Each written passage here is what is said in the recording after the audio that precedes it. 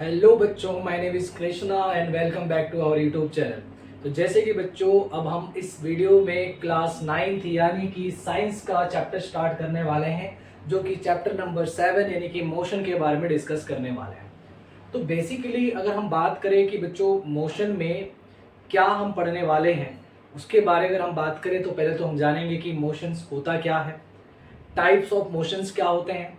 Then उसके बाद हम कुछ इक्वेशन ऑफ मोशंस के बारे में भी पढ़ेंगे और कुछ उनके वेरिएबल्स को निकालना भी सीखेंगे, like distance, displacement, speed, velocity and acceleration जैसे चीज़ों के बारे में हम बात करेंगे और उनको कैसे फाइंड आउट किया जाता है किसी भी मोशन में, वो भी हम इसी चैप्टर में सीखेंगे। तो चलिए बिना देरी करे शुरू करते हैं और देखते हैं कि मोशन चैप्टर में क्या चीज़ है।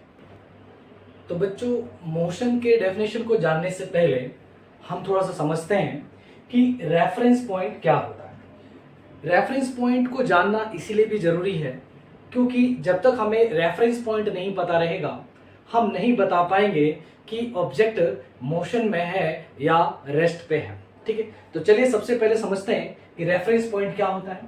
A reference point is used to describe the location. ठीक है, used to describe the location of an object. ठीक है, यानी कि रेफरेंस पॉइंट एक ऐसा पॉइंट होता है जो दूसरे ऑब्जेक्ट के लोकेशन को क्या करता है, डिस्क्राइब करता है। ठीक है, an object can be referred to through many reference points, और एक ऑब्जेक्ट के बहुत सारे रेफरेंस पॉइंट हो सकते हैं। क्लियर है? चलिए इसको समझते हैं कि एग्जाम्पल से। एग्जाम्पल से आपको बहुत बेहतर तरीके से समझ में आ जाएगा कि रेफरेंस पॉइंट क्या होता है।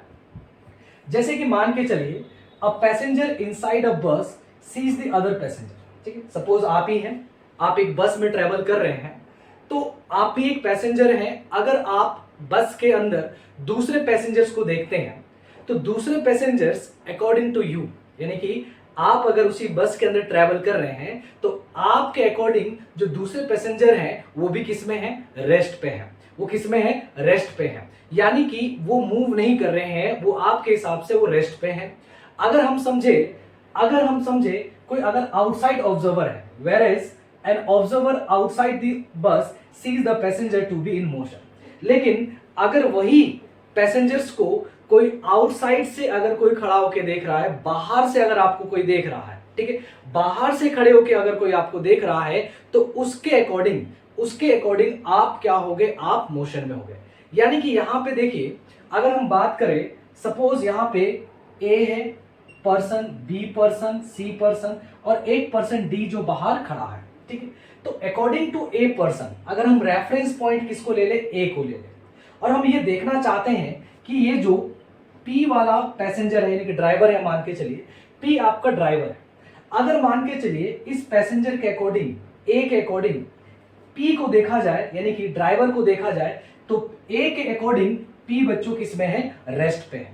यानी कि अगर मैं रेफरेंस पॉइंट ए को ले लूं तो पी पॉइंट मुझे क्या दिख रहा है, पी जो है यानी कि जो ये ड्राइवर है वो किस में दिखाई देगा, हमें वो रेस्ट में दिखाई देगा, या फिर वो रेस्ट पे है according to the point A या फिर रेफरेंस पॉइंट ए।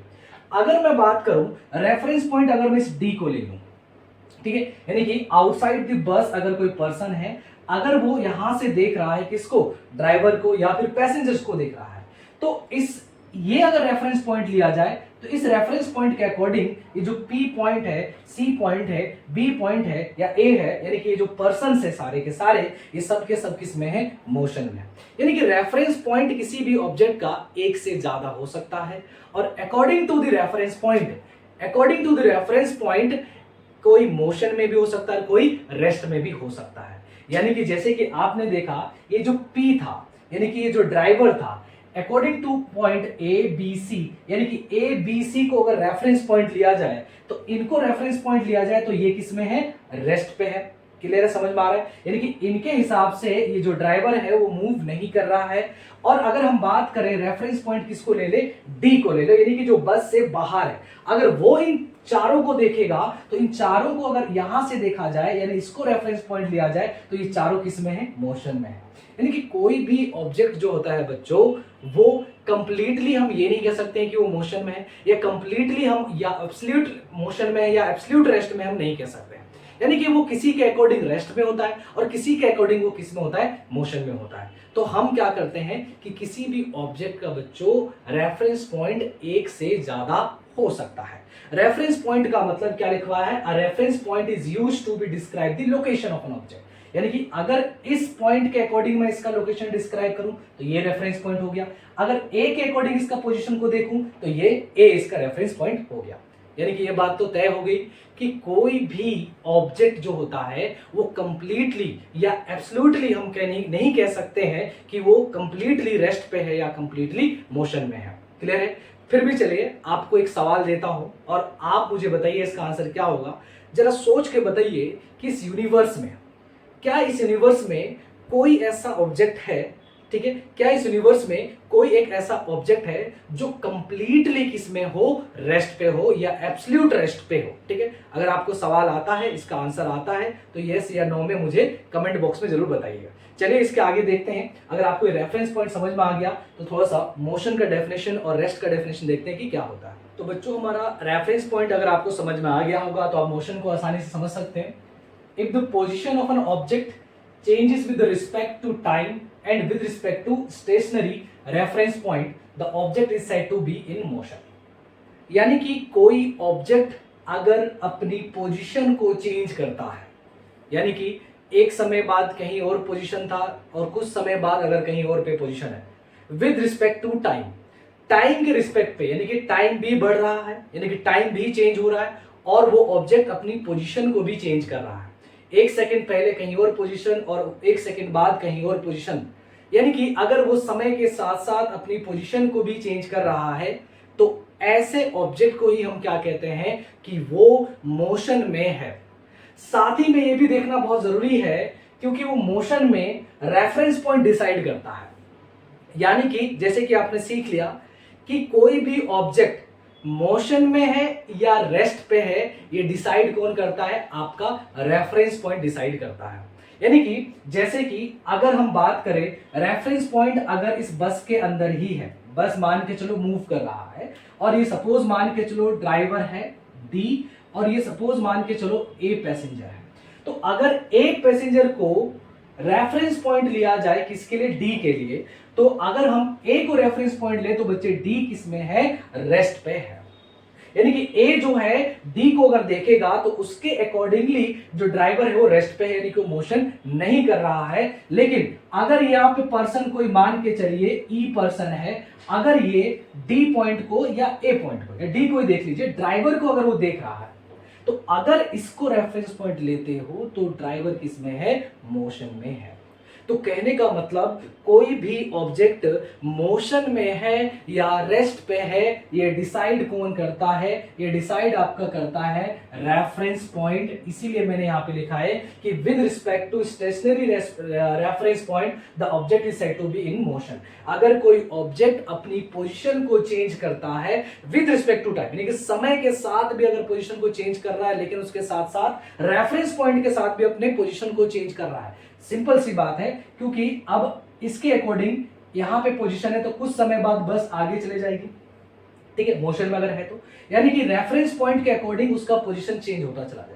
यानी कि आप अगर खड़े होकर बस को जाते हुए देख रहे हो तो क्या होगा, थोड़ी देर पहले वो कहीं और था, थोड़ी देर पहले फिर थोड़ी देर होगा दूर जाएगा, फिर और समय होगा और दूर होते चला जाएगा। यानी कि आप एक रेफरेंस पॉइंट हो और आपके अकॉर्डिंग वो जो बस है आपसे पोजीशन चेंज होते जा रही है उस बस की, यानी कि आपके अकॉर्डिंग अगर उस बस की पोजीशन चेंज होते चले जा रही है, यानी कि बस किस में है, मोशन में है। लेकिन अगर ए पैसेंजर डी यानी कि ड्राइवर को देखेगा या फिर अदर पैसेंजर्स को देखेगा तो उसके अकॉर्डिंग टाइम के अकॉर्डिंग तो चलो पोजीशन वो चेंज हो रहा है, लेकिन रेफरेंस पॉइंट के अकॉर्डिंग क्या हो रहा है, पोजीशन चेंज नहीं हो रहा है पैसेंजर्स की। इसीलिए अगर हम इसको रेफरेंस पॉइंट लेते हैं तो बच्चों वो किस में है, रेस्ट पे है। ठीक है, तो रेस्ट का डेफिनेशन क्या हो जाएगा, if the position of an object doesn't change, अगर मान के चलो पोजीशन किसी भी ऑब्जेक्ट का चेंज नहीं हो रहा है with respect to time and with respect to stationary reference point, the object is said to be in rest. यानी कि ये जरूरी नहीं है, देखिए जो चीजें हमारे आसपास बिल्कुल रुकी हुई है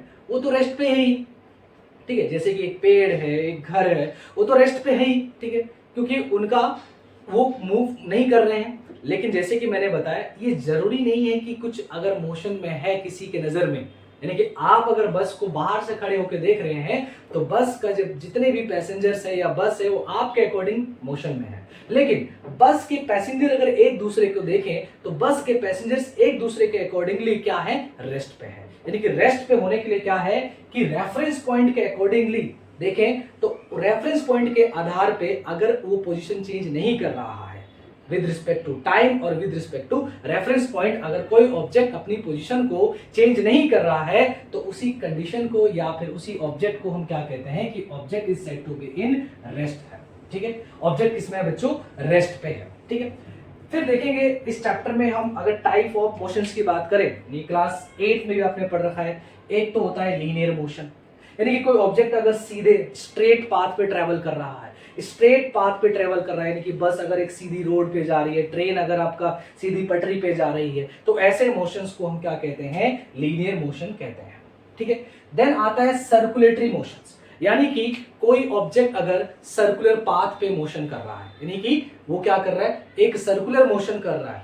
ठीक है, यानी कि सर्कल का एक 2D शेप में या 3D शेप में वो क्या हो रहा है, घूम रहा है। ठीक है, तो कोई भी ऑब्जेक्ट जब सर्कुलर मोशन करता है, ठीक है, यानी कि सर्कल में घूमता है, तो उस मोशन को सर्कुलेटरी मोशन कहते हैं। और थर्ड हम जानते हैं कि ऑस्किलेटरी मोशंस होता है, यानी कि ऑब्जेक्ट में अगर टू एंड फ्रो मोशंस होता है, यानी कि जैसे पेंडुलम है, तो पेंडुलम कैसे मोशन करता है, पेंडुलम का अगर हम रेफरेंस पॉइंट या ओरिजिन पॉइंट इसको ले लें, ओरिजिन पॉइंट यहां से अगर हम ओरिजिन देखें तो पेंडुलम पहले इस साइड को जाता है, फिर इधर आता है, फिर इस साइड को जाता है। ठीक है, फिर इधर आता है, फिर इधर जाता है। यानी कि आप अगर इस पेंडुलम की मोशन को ध्यान से देखेंगे तो पेंडुलम एक ही टाइप ऑफ मोशंस को रिपीट कर रहा है, पहले ये इधर जा रहा है, फिर इधर आ रहा है, फिर वही बैक आ रहा है, फिर इधर जा रहा है। यानी कि जब कोई ऑब्जेक्ट सेम मोशंस को रिपीट करता है, सेम मोशन को रिपीट करता है, हम इसको टू एंड फ्रो मोशन भी कहते हैं, टू एंड फ्रो मोशन भी कहते हैं। जब कोई ऑब्जेक्ट सेम मोशन को रिपीट करता है या जिसको हम टू एंड फ्रो मोशंस भी कहते हैं, ऐसे ऑब्जेक्ट में जब मोशन ऐसे होता है तो उस टाइप ऑफ मोशन को हम बच्चों ऑस्किलेटरी मोशन कहते हैं। ठीक है, क्लियर है। यानी कि एक बात तो तय है, अगर आप समझना चाहो तो देखो जो सर्कुलर मोशन में घूम रहा है, ठीक है, यानी कि all the circulatory motions are oscillatory motions, या जितने भी सर्कुलर मोशन में घूम रहा है वो भी तो सेम मोशन को रिपीट कर रहे हैं। ठीक है, अगर कोई चीज सर्कुलर पाथ में घूम रहा है, एक बार घुमा फिर दूसरी बार घुमा, तो वो भी तो सेम ही मोशन को रिपीट कर रहा है। यानी कि जितने भी ऑस्किलेटरी मोशंस होते हैं, सर्कुलेटरी मोशन होते हैं, आप उनको ऑस्किलेटरी मोशंस भी कह सकते हो, लेकिन सारे ऑस्किलेटरी मोशंस को हम सर्कुलेटरी मोशंस नहीं कह सकते। क्लियर है, मैं रिपीट कर देता हूं, जो भी सर्कुलर मोशंस में घूमते हैं, फैन घूम रहा है आपका, अर्थ सन के चारों ओर घूम रहा है, तो वो सर्कुलेटरी मोशंस है। उसके साथ साथ आप उसको ऑस्किलेटरी मोशंस भी कह सकते हो, क्योंकि वो सेम मोशंस को बार बार रिपीट कर रहे हैं। लेकिन ऑस्किलेटरी मोशंस क्या होता है, जो सेम मोशंस को रिपीट करते हैं, जैसे पेंडुलम का केस लिया, लेकिन वो टू एंड फ्रो मोशन भी हो सकता है, वो जरूरी नहीं है कि क्या हो, वो सर्कुलर मोशन ही हो। तो इसीलिए आपके टाइप ऑफ मोशंस में क्या है, लीनियर मोशन, सर्कुलेटरी मोशंस और ऑस्किलेटरी मोशंस। क्लियर है, तो ये बात आपको समझ में आ गई, मोशन, रेस्ट, ठीक है, उसके बाद टाइप ऑफ मोशंस। चलिए अब आप देखते हैं डिस्टेंस और डिस्प्लेसमेंट पढ़ेंगे, लेकिन उससे पहले थोड़ा जानते हैं कि फिजिकल क्वांटिटीज क्या होती है। फिजिक्स में फिजिकल क्वांटिटीज किसे कहते हैं उसको थोड़ा सा समझते हैं। चलिए समझने की कोशिश करते हैं कि फिजिकल क्वांटिटीज क्या होती है। ठीक है, फिजिकल क्वांटिटीज क्या होती है। देखिए, फिजिक्स में जिन भी चीजों को आप मेजर्ड यानी कि माप सकते हैं, ठीक है, जिन चीजों को आप मेजर कर सकते हैं, माप सकते हैं, डायरेक्टली या इनडायरेक्टली, कुछ चीजों को डायरेक्टली मेजर कर लिया जाता है और किस चीज को इनडायरेक्टली मेजर किया जाता है। तो जिन भी चीजों को आप माप सकते हो, ठीक है, अब जरा सोचिए आप खुद से किन किन चीजों को आप मेजर कर सकते हो। जैसे कि टाइम को मेजर किया जा सकता है, टाइम को हम देखते हैं भाई, मेजर करते हैं कि भाई इस समय 5 मिनट हो रहा है, इसमें 10 सेकंड लगा, इसमें 10 आवर लगा, यानी कि टाइम को भी मेजर किया जा सकता है। उसी प्रकार से मास को मेजर किया जा सकता है, 2 kg मास है, 5 kg मास है, ठीक है, यानी कि those quantities which can be measured directly or indirectly known as the physical quantities। Jin quantities को आप डायरेक्टली या इनडायरेक्टली मेजर्ड यानी कि माप सकते हो, ऐसे चीजों को ही हम क्या कहते हैं, फिजिकल क्वांटिटीज कहते हैं। जैसे कि लेंथ हो गया, वेलोसिटी हो गया, टाइम हो गया, मास हो गया, फोर्स हो गया। तो बच्चों ये सारी चीजें, इसके अलावा बहुत सारी चीजें होती है जिनको हम क्या कर सकते हैं, मेजर्ड कर सकते हैं। ठीक है, तो इनको हम क्या कहते हैं, फिजिकल क्वांटिटीज कहते हैं। ठीक है, तो सवाल आता है सर फिर किनको हम मेजर नहीं कर सकते हैं? बिल्कुल, ऐसे भी कुछ चीजें होती हैं अकॉर्डिंग टू द फिजिक्स जिनको मेजर नहीं किया जा सकता है। ठीक है, जैसे कि फीलिंग्स हो गई आपकी, ठीक है, सैडनेस, हैप्पीनेस। तो आप कितने सैड हैं, इसको एग्जैक्टली इसको मेजर करने का कोई यूनिट नहीं है। ठीक है, आप कितने हैप्पी हैं, तो इसको भी एग्जैक्टली मेजर करने का कोई यूनिट नहीं है। तो जिन चीजों को नहीं नापा जा सकता, ठीक है, जिन चीजों को नहीं मापा जा सकता है, ऐसे को हम फिजिकल क्वांटिटीज नहीं कहते हैं। और जिनको माप सकते हो, ऐसे फिजिकल क्वांटिटीज को, ऐसे ही क्वांटिटीज को हम फिजिकल क्वांटिटीज कहते हैं। तो बेसिकली अगर फिजिकल क्वांटिटीज को देखा जाए तो दो कैटेगरी में डिवाइड करा गया है, स्केलर और वेक्टर। इसको समझते हैं।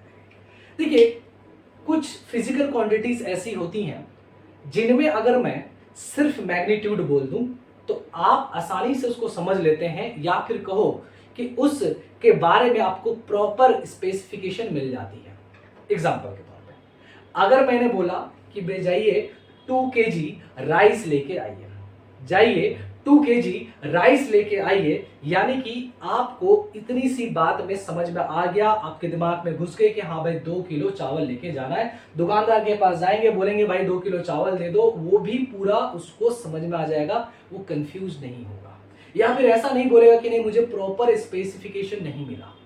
यानी कि कुछ ऐसे क्वांटिटीज होती हैं, जैसे कि मास का मैंने एग्जांपल लिया, इसमें सिर्फ अगर मैं 2 केजी यानी कि यूनिट बराबर बोल दूं, 2 और किलोग्राम बोल दूं, तो आप उससे प्रॉपर स्पेसिफिकेशन जान लेते हैं।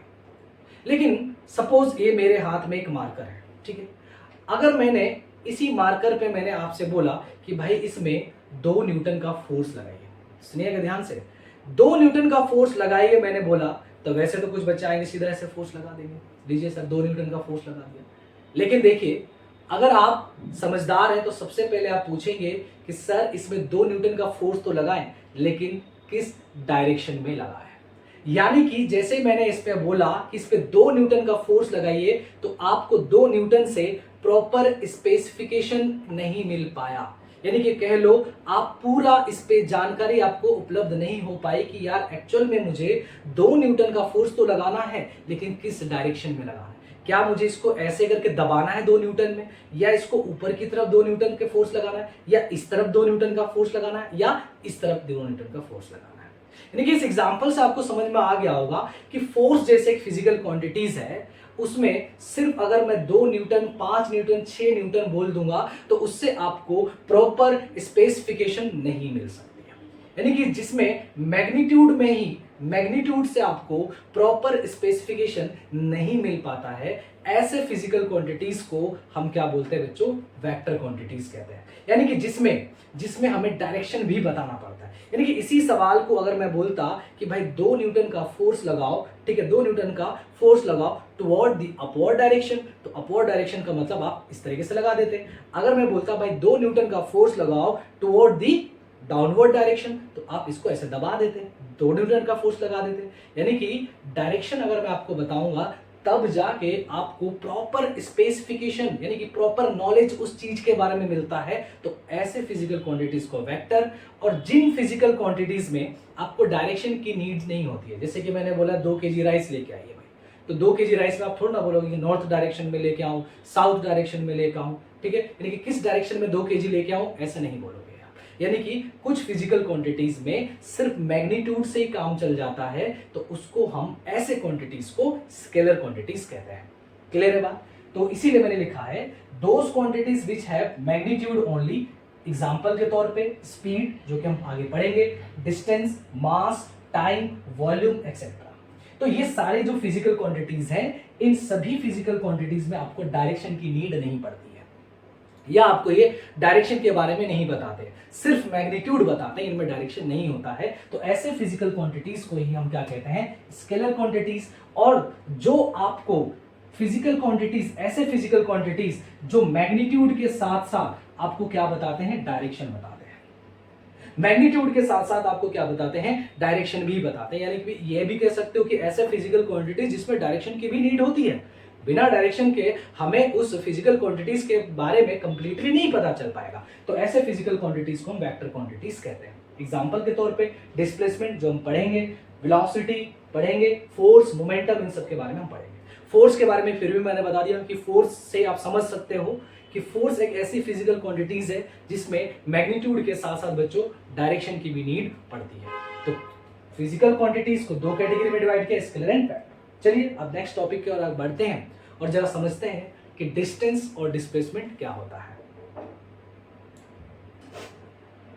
तो हमने जान लिया कि फिजिकल क्वांटिटीज क्या होती हैं, उसके दो टाइप्स होते हैं, स्केलर और वेक्टर। तो चलिए समझते हैं नेक्स्ट हमारा डिस्टेंस एंड डिस्प्लेसमेंट क्या होता है। ठीक है, तो मान के चलिए ए पॉइंट में एक इनिशियल पॉइंट है ए, जहां से कोई पार्टिकल मूव करता है और इस तरीके से जाता है, यहां से ऐसे गया और यहां से बी तक चला गया, यानी कि बी आपका क्या है बच्चों, फाइनल पॉइंट है। ठीक है, बी आपका क्या है, फाइनल पॉइंट है।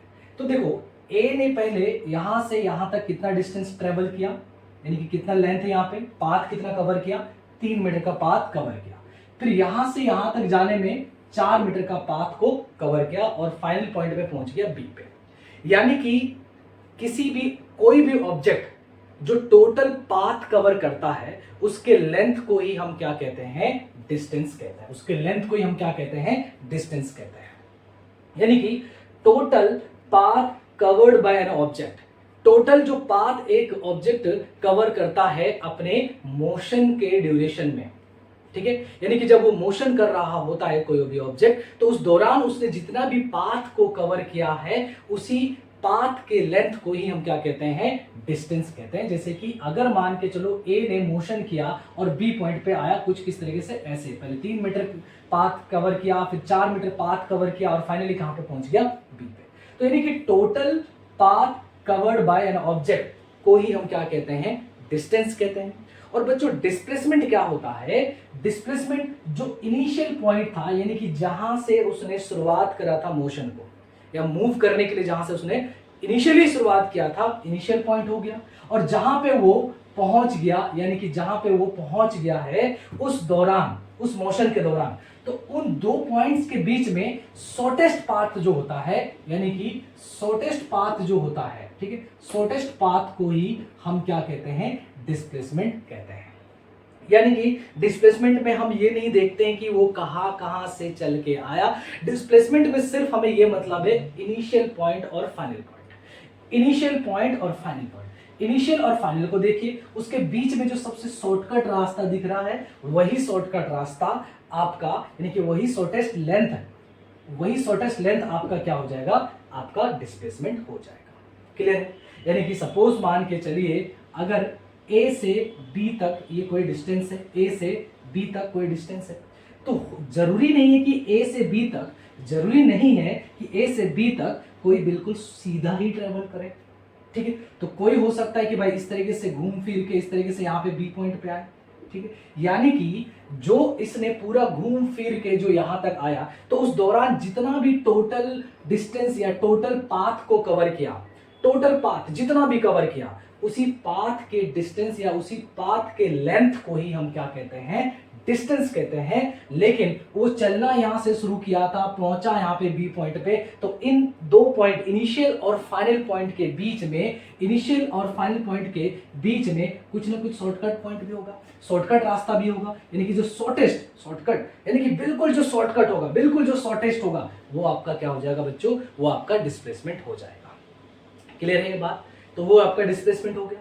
यानी कि डिस्टेंस और डिस्प्लेसमेंट आपको समझ में आ गया। अब जरा देखते हैं इनके बीच में क्या क्या रिलेशन है।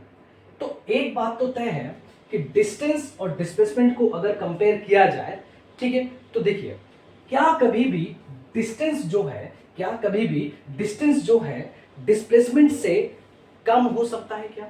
कहने का मतलब ये, अगर हम बात करें तो अगर कोई स्ट्रेट जाता है, ठीक है, मान के चलो ए से बी तक स्ट्रेट ही ट्रेवल किया, यानी कि इसने कोई घूम फिर के नहीं गया, ए से बी तक बिल्कुल सीधा गया, बिल्कुल सीधा गया।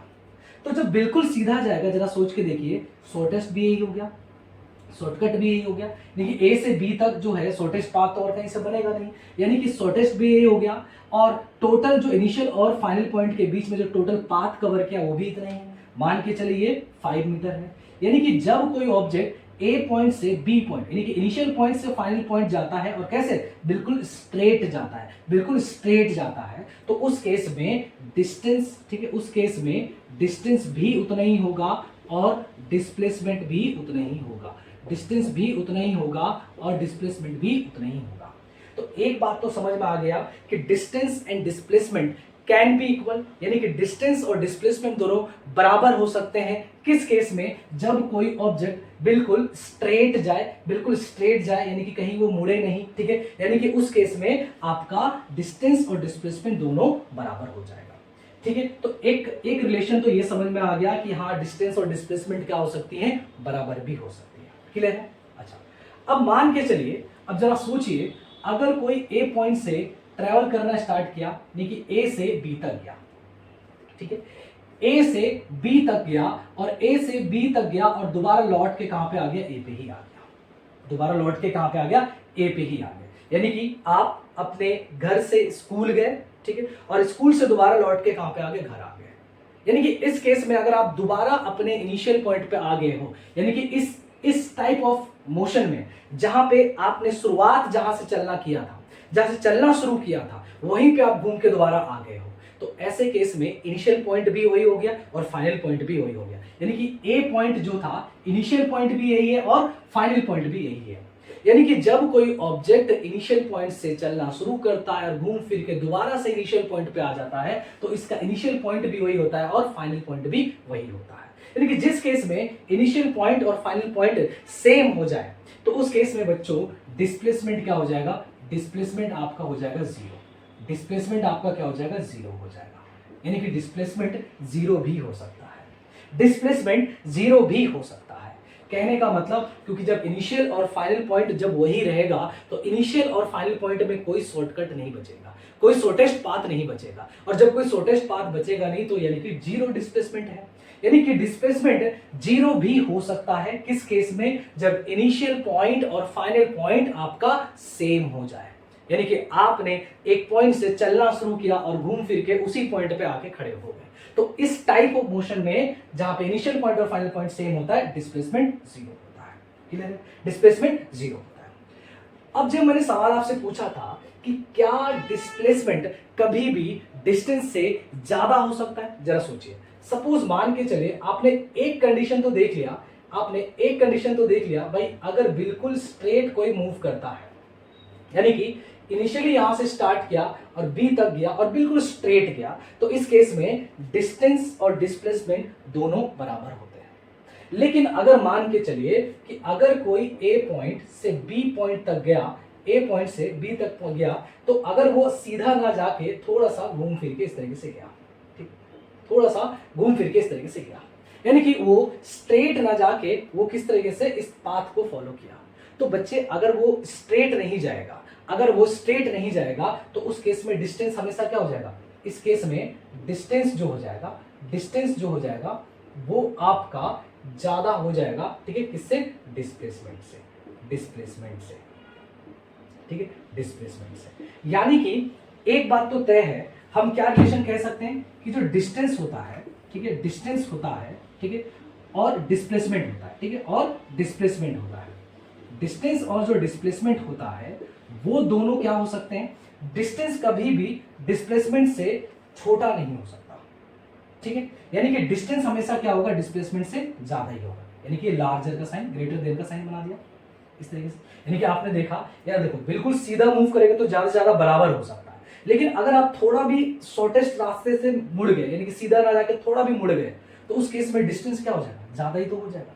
यानी कि डिस्टेंस कभी भी डिस्प्लेसमेंट से कम हो ही नहीं सकता, यानी कि ज्यादा से ज्यादा आप सीधा जाओगे, उससे शॉर्टकट और क्या जाओगे, ठीक है। यानी कि डिस्टेंस क्या होगा? डिस्प्लेसमेंट से हमेशा ज्यादा या फिर क्या हो सकता है? बराबर। यानी कि ये रिलेशन हमारा फाइनल आंसर निकल के आया कि distance can be greater than to the displacement, distance can be greater than to the displacement और इक्वल टू द डिस्प्लेसमेंट। यानी कि डिस्टेंस जो है ज्यादा हो सकता है किससे? डिस्प्लेसमेंट से, और ज्यादा से ज्यादा क्या हो सकता है? बराबर हो सकता है। यानी कि कभी भी ये नहीं हो सकता, आप ये नहीं कह सकते हो कि हाँ डिस्टेंस जो है वो डिस्टेंस जो है लेस देन टू डिस्प्लेसमेंट, कभी नहीं हो सकता, ठीक है, ये कभी नहीं हो सकता, ये केस कभी नहीं हो सकता, ठीक है। यानी कि डिस्टेंस जो है कभी भी डिस्प्लेसमेंट से कम नहीं हो सकता है। क्लियर है बच्चों?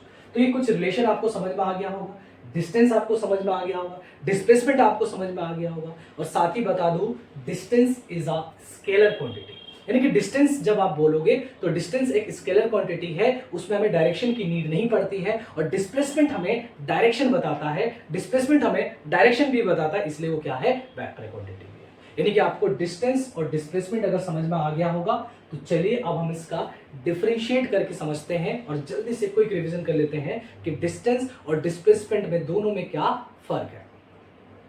चलिए आपको ये तो बता दिया कि डिस्टेंस और डिस्प्लेसमेंट क्या होता है, जल्दी से इसका डिफरेंस देख लेते हैं, वही सारी चीजें हैं। यानी कि अगर हम इनका डिफरेंस देखें, किसका, डिस्टेंस और डिस्प्लेसमेंट का, डिस्टेंस का क्या बताया, length of actual path travel by an object. एक ऑब्जेक्ट जो है वो जो टोटल पाथ कवर करता है उसका जो एक्चुअल पाथ होता है या एक्चुअल पाथ होता है जो ट्रेवल किया है उसका जो लेंथ होता है उसी को हम क्या कहते हैं, डिस्टेंस कहते हैं। वही अगर डिस्प्लेसमेंट की बात करें तो shortest length between initial point and the final point of an object during its motion. यानी कि जब वो मोशन करता है तो उस मोशन के दौरान इनिशियल और फाइनल पॉइंट, यानी कि जहां से उसने चलना शुरू किया था और जहां तक उसने गया, उस दौरान उस पॉइंट के बीच में जो सबसे शॉर्टेस्ट रास्ता है वही आपका क्या कहलाता है, डिस्प्लेसमेंट कहलाता है। दूसरा पॉइंट, डिस्टेंस हमेशा क्या है, आपका स्केलर क्वांटिटी है, यानी कि ये डायरेक्शन नहीं बताता है आपको, ये सिर्फ और सिर्फ इसमें क्या होता है, इट इंक्लूड ओनली मैग्नीट्यूड। जैसे कि अगर मैंने लिखा है 5 किलोमीटर, ठीक है, यानी कि किसी ने बोला कि मैं 5 किलोमीटर ट्रेवल करके आया हूं, तो इसका मतलब समझ जाइए कि वो आपको डिस्टेंस बता रहा है, ना कि डिस्प्लेसमेंट। अगर हम वही डिस्प्लेसमेंट में देखें तो it is a vector quantity, और वेक्टर क्वांटिटी आप जानते ही है, it include both magnitude and direction.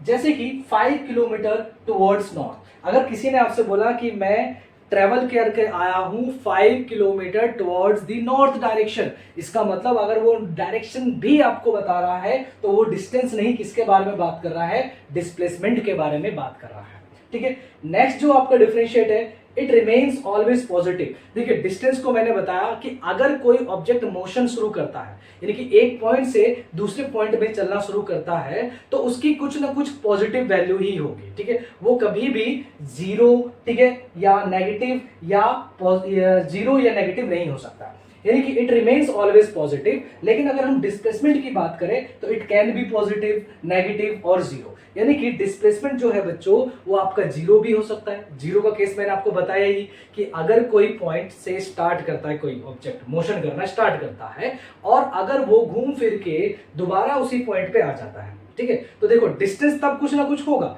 यानी कि आप अगर स्कूल, घर से स्कूल गए सपोज, ठीक है, घर से स्कूल गए 1 किलोमीटर, ठीक है, और फिर स्कूल से दोबारा घर आ गए 1 किलोमीटर और, यानी कि डिस्टेंस क्या हुआ, जाने का 1 किलोमीटर और आने का 1 किलोमीटर, यानी कि टोटल पाथ जो आपने कवर किया वो 2 किलोमीटर किया, जाने का 1 किलोमीटर और आने का 1 किलोमीटर, यानी कि डिस्टेंस तो हो गया 2 किलोमीटर, मगर डिस्प्लेसमेंट क्या हो गया, आपका इनिशियल पॉइंट भी हुई और फाइनल पॉइंट भी हुई, यानी कि शॉर्टेस्ट पाथ कुछ बचा नहीं, इसलिए डिस्प्लेसमेंट कितना हो जाता है, जीरो। यानी कि डिस्प्लेसमेंट जीरो हो सकता है पर डिस्टेंस कभी भी जीरो नहीं हो सकता है, यानी कि ऑलवेज वो पॉजिटिव में रहता है। और डिस्प्लेसमेंट कैन बी नेगेटिव, उसको ऐसे समझिए, अगर मान के चलिए सपोज मैंने यहां पे एक नंबर लाइन टाइप का रिप्रेजेंट कर दिया, ठीक है, अब इसमें क्या बता रहा है कि 0 1 2 3 और यहां पे मैंने ले लेता हूं -1 -2 -3, ठीक है, तो मान के चलते हैं ये जो डायरेक्शन है ये हमारा ईस्ट का बता रहा है और ये हमारा वेस्ट का बता रहा है, ठीक है, यानी कि अगर मान के चलो मैंने लिखा है 2 मीटर, ठीक है, मैंने क्या लिखा है 2 मीटर, ठीक है, प्लस का 2 मीटर, तो प्लस का 2 मीटर का समझ लेना कि अगर कोई पर्सन यहां से चलना शुरू करता है, कहां से, 0 से, तो प्लस का 2 मीटर का मतलब हो गया कि वो ईस्ट की तरफ जा रहा है, और अगर मैंने लिखा माइनस का 3 मीटर तो समझ जाएगा कि किधर जा रहा है, आपका वेस्ट की तरफ। यानी कि डिस्प्लेसमेंट जो है डायरेक्शन बताने के लिए, डिस्प्लेसमेंट में डायरेक्शन बताने के लिए कई बार हम पॉजिटिव या नेगेटिव साइन का भी यूज करते हैं, इसीलिए मैंने लिखा है कि it can be positive, negative और जीरो। ठीक है, फिर से ध्यान से समझिएगा, अगर हम ओरिजिन मान ले और ईस्ट की तरफ जो नंबर है वो पॉजिटिव ले लें और वेस्ट की तरफ हम नेगेटिव मान लें, तो भाई अगर आपको बताना हो डायरेक्शन, ठीक है, तो आप ईस्ट वेस्ट ना लगा के अगर साइन लगा के भी तो बता सकते हो। अगर मैंने -2 बताया इसके अकॉर्डिंग, -2 मीटर बताया तो आप समझ जाओ कि वेस्ट की तरफ जा रहा है, अगर मैं +2 बताया तो आप समझ जाओ कि ईस्ट की तरफ जा रहा है। यानी कि डायरेक्शन को बताने के लिए कई बार हम नेगेटिव साइन का भी यूज करते हैं, इसीलिए हम कह रहे हैं कि डिस्प्लेसमेंट आपका नेगेटिव भी हो सकता है, जीरो भी हो सकता है और पॉजिटिव तो होता ही है। क्लियर है। फिर मैंने आपको बताया कि distance can be equal to displacement in the linear path. अगर कोई ऑब्जेक्ट सीधा ट्रेवल कर रहा है, बिल्कुल स्ट्रेट पाथ ट्रेवल कर रहा है, तो उस केस में डिस्टेंस भी उतना ही होता है और डिस्प्लेसमेंट भी उतना ही होता है। उस केस में डिस्टेंस भी उतना ही होता है और डिस्प्लेसमेंट भी उतना ही होता है। और सेकेंडली इसका जो डिफरेंस है डिस्प्लेसमेंट में, displacement can be equal to distance.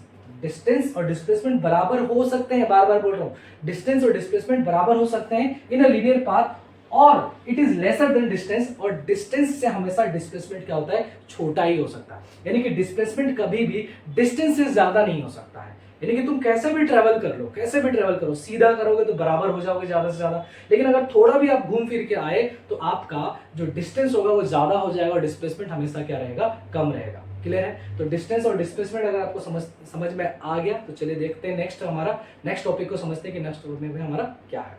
चलिए बच्चों, डिस्टेंस और डिस्प्लेसमेंट को बहुत अच्छे से समझने के लिए दो एग्जांपल मैंने उठाया है यहाँ पे, और समझते हैं कि डिस्टेंस और डिस्प्लेसमेंट को क्या है। ठीक है, तो देखिए सपोज मान के चलो कोई ए पॉइंट से, एक आपका ए पॉइंट है जो इनिशियल पॉइंट है, ठीक है, आपका इनिशियल पॉइंट है, ठीक है, इनिशियल पॉइंट है। तो इस इनिशियल पॉइंट से सपोज कोई पार्टिकल ऐसे मूव करता है, इस तरीके से मूव करता है और दोबारा से कहां पे आ जाता है, ए पॉइंट पे आ जाता है। ठीक है, सवाल को सुनिएगा। एक सर्कल है, इस सर्कल में ए पॉइंट से कोई पार्टिकल मूव करना शुरू करता है और घूम के दोबारा से कहां पे आ जा रहा है, ए पॉइंट पे आ जा रहा है। इस सर्कल का रेडियस मैंने कितना मान रखा है, आर बता रखा है। तो जरा आप सोच के बताइए, जब इसने मोशन किया और दोबारा घूम के ए पे आ गया, तो इस केस में मुझे सोच के बताइए कि डिस्प्लेसमेंट कितना होगा, डिस्प्लेसमेंट कितना होगा। ठीक है, जरा बताइए डिस्प्लेसमेंट क्या होगा, तो खुद भी आप बता सकते हैं। यानी कि डिस्प्लेसमेंट कितना हो जाएगा, 0। क्योंकि आपको मैंने बता रखा है जब कोई ऑब्जेक्ट इनिशियल पॉइंट से ही चलना शुरू करे और घूम फिर के दोबारा कहां पे आ जाए, फाइनल पॉइंट पे आ जाता है, तो उस केस में डिस्प्लेसमेंट कितना हो जाता है, 0 हो जाता है। तो अगर इस टाइप के मोशन में देखें तो यहाँ पे डिस्प्लेसमेंट कितना हो गया, 0। अब जरा मुझे बताओ कि डिस्टेंस कितना होगा। ठीक है, डिस्टेंस कितना ट्रेवल किया होगा। ठीक है, ऐसे भी आपको पता है कि डिस्टेंस कभी भी 0 हो ही नहीं सकता, तो 0 तो बोलिएगा मत। डिस्टेंस देखो कैसे निकालेंगे। अब इसने पाथ कौन सा कवर किया, यहां से चलना शुरू किया, यहां से चलना शुरू किया और यहां पे दोबारा आ गया। यानी कि इसने इस सर्कल का कंप्लीट एक राउंड लगाया, इस सर्कल का कंप्लीट एक राउंड लगा दिया। और आपको पता होना चाहिए कि सर्कल का एक राउंड का डिस्टेंस हम कैसे निकालते हैं, उसके सरकमफेरेंस से। यानी कि एक तरीके से वो उसके बाउंड्री को ही तो ट्रेवल किया है, और हम जानते हैं कि सरकमफेरेंस ऑफ द सर्कल, यानी कि बाउंड्री की लेंथ जो होती है, बाउंड्री की जो लेंथ होती है किसकी, सर्कल की, वो कैसे निकालते हैं, 2 पाई आर से निकालते हैं। 2 इंटू पाई इंटू आर, जहां पे पाई की वैल्यू होती है 22/7 होती है। यानी कि इस केस में डिस्प्लेसमेंट हो गया 0 और डिस्टेंस कितना हो गया, 2 पाई आर हो गया। क्लियर है। यानी कि डिस्टेंस आपका 0 नहीं हुआ, कितना होगा, 2 पाई आर। अगर रेडियस की कुछ वैल्यू दे रखी तो आप you can put the values of radius. ठीक है, अब देखिए सेकंड एग्जांपल ले रखा है। मान के चलिए ये आपका इनिशियल पॉइंट है। ठीक है, ये आपका इनिशियल पॉइंट है, यानी कि कोई पार्टिकल यहां से चलना शुरू किया और इस तरीके से चलने के बाद, ठीक है, ये कहां पे आ गया, सेमी सर्कल पाथ से होते हुए बी पे आ गया। यानी कि बी आपका फाइनल पॉइंट हो गया, बी आपका फाइनल पॉइंट हो गया। यानी कि वो इस तरीके से सर्कल का आधा चक्कर लगाया। तो बताइए मुझे इस केस में डिस्प्लेसमेंट कितनी हो जाएगी। ठीक है, डिस्प्लेसमेंट कितनी हो जाएगी इस केस में। ठीक है, तो इस केस में बच्चों डिस्प्लेसमेंट देखिए, इनिशियल पॉइंट कहां है, ये रहा, फाइनल पॉइंट कहां है, ये रहा। यानी कि आपको डिस्प्लेसमेंट क्या बताया गया है कि the shortest path between the initial and the final point, यानी कि इनिशियल और फाइनल पॉइंट के बीच में जो शॉर्टेस्ट पाथ है वही तुम्हारा क्या है, डिस्प्लेसमेंट है। तो भाई शॉर्टेस्ट क्या बनेगा, यही तो बनेगा। शॉर्टेस्ट क्या बनेगा, यही बनेगा, ए से लेके बी तक जो, यानी कि क्या है, ये डायामीटर है। ये ध्यान से देखिए, ये आपका सर्कल का सेंटर है। तो ए से ओ तक 10 मीटर मैंने दे रखा है, तो यहां से ओ से बी तक भी कितना होगा, 10 हो जाएगा। यानी कि डिस्प्लेसमेंट क्या हो जाएगा, 10 + 10 यानी कि 20 मीटर आपका डिस्प्लेसमेंट हो जाएगा। ठीक है, 20 मीटर आपका क्या हो जाएगा, डिस्प्लेसमेंट हो जाएगा, क्योंकि शॉर्टेस्ट नहीं है, और शॉर्टेस्ट यानी कि 10 और 10 यानी कि भाई 20। अब बताइए डिस्टेंस कितना होगा। ठीक है, डिस्टेंस बताइए कितना होगा। डिस्टेंस जैसे कि आप जानते हो कि सर्कल का पूरा एक राउंड कैसे निकालते हैं, 2 पाई आर। और अगर यहाँ पे देखो तो इसने सर्कल का सिर्फ आधा राउंड लगाया, यानी कि आधा राउंड लगाया, तो हम कह सकते हैं 2 पाई आर का आधा, यानी कि 2 से डिवाइड कर दो, यानी कि पाई आर हो जाएगा, यानी कि पाई आर हो जाएगा भाई, 2 से 2 कैंसल, ठीक है, तो पाई आर बचेगा, यानी कि half of this semi circle, sorry half of this circle, circle का हाफ का जो अगर हमें सरकमफेरेंस चाहिए होगा तो कैसे निकालेंगे, पाई आर करके निकालेंगे, और आर की वैल्यू कितनी दे रखी है 10, यानी कि 10 पाई मीटर आपका आंसर हो जाएगा, क्या आपका डिस्टेंस हो जाएगा। तो डिस्टेंस 10 पाई मीटर आया और डिस्प्लेसमेंट कितना आ गया 20 मीटर आ गया, ठीक है। तो आपको इस एग्जांपल से डिस्टेंस और डिस्प्लेसमेंट में कोई कंफ्यूजन नहीं रहना चाहिए। तो नेक्स्ट टॉपिक देखते हैं जल्दी से, यानी कि यूनिफॉर्म मोशन और नॉन यूनिफॉर्म मोशन क्या होता है। तो चलिए बच्चों समझते हैं uniform motion and non uniform motion क्या होता है। चलिए देखते हैं। यूनिफॉर्म मोशन की अगर हम बात करें, when an object travel equal distance in equal interval of time, this type of motion is known as the uniform motion। जब कोई ऑब्जेक्ट कुछ इस तरीके का मोशन करे कि सेम टाइम पर इक्वल डिस्टेंस ही ट्रेवल करे, यानी कि इक्वल टाइम पर इक्वल डिस्टेंस ही ट्रेवल करे, तो इस टाइप ऑफ मोशन को यूनिफॉर्म मोशन कहते हैं। एग्जांपल के तौर पे मान के चलो मैंने 3 इंटरवल ले लिया, ए से बी, बी से सी और सी से डी। तो ए से बी 2 किलोमीटर ट्रेवल किया किसी ऑब्जेक्ट ने, टाइम कितना लिया 10 मिनट।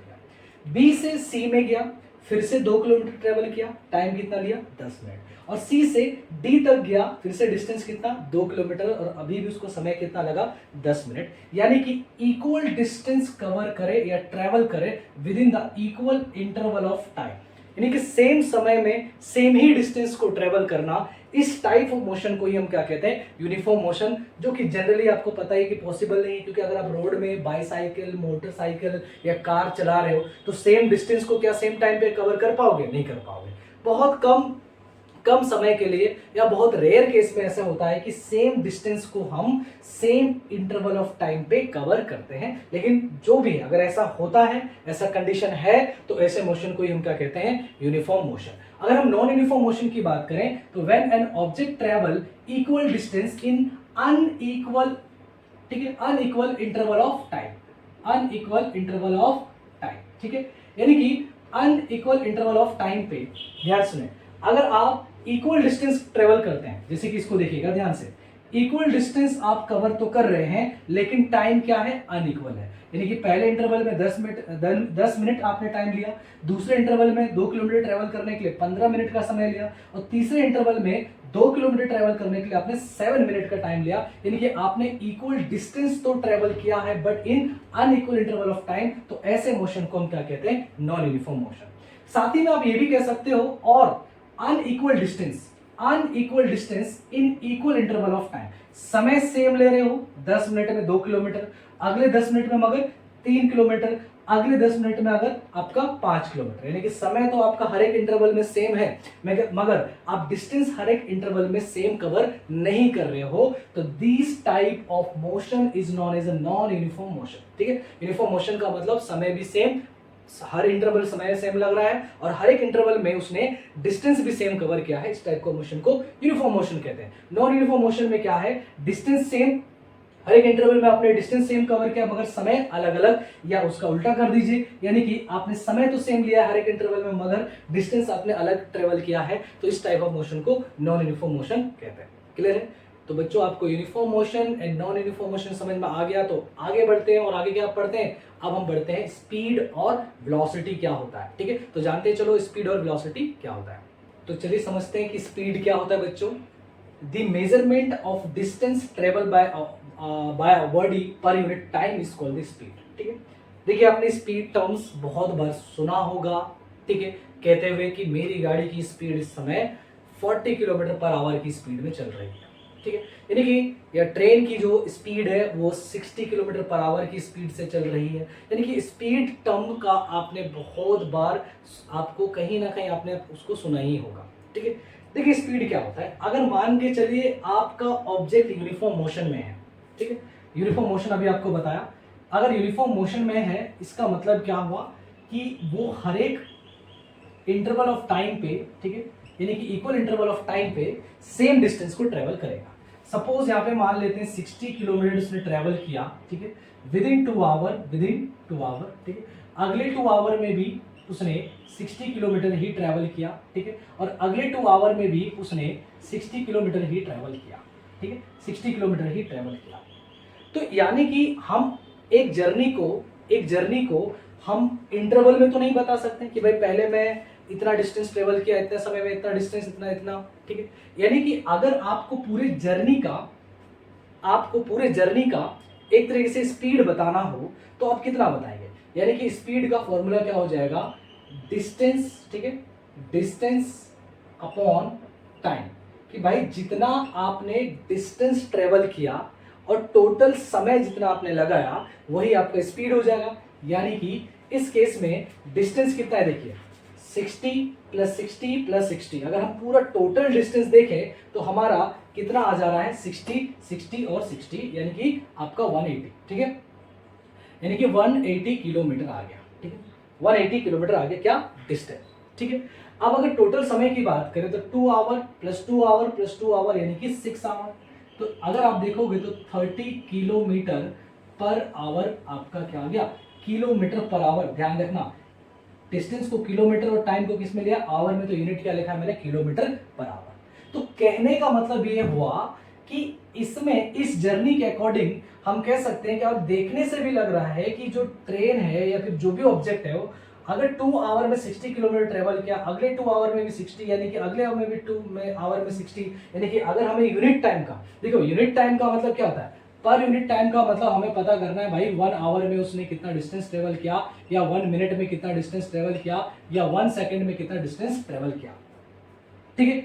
1 पर यूनिट का मतलब हुआ कि आपको 1 आवर, 1 मिनट या 1 सेकंड का पता करना है कि 1 सेकंड में उसने कितना डिस्टेंस ट्रेवल किया। यानी कि स्पीड एक तरीके से हमें बताता है कि भाई वो 1 मिनट में कितना डिस्टेंस ट्रेवल कर रहा है, वो 1 आवर में कितना डिस्टेंस ट्रेवल कर रहा है, या फिर 1 सेकंड में कितना डिस्टेंस ट्रेवल कर रहा है। तो जैसे यहाँ पे तो डायग्राम को देखते ही आपको समझ में आ गया कि अगर वो 2 आवर में 60, अगले 2 आवर में 60 और अगले 2 आवर में 60 कर रहा है, तो पूरा जो उसका जर्नी है उस दौरान उसकी जो स्पीड है वो कितनी रहेगी?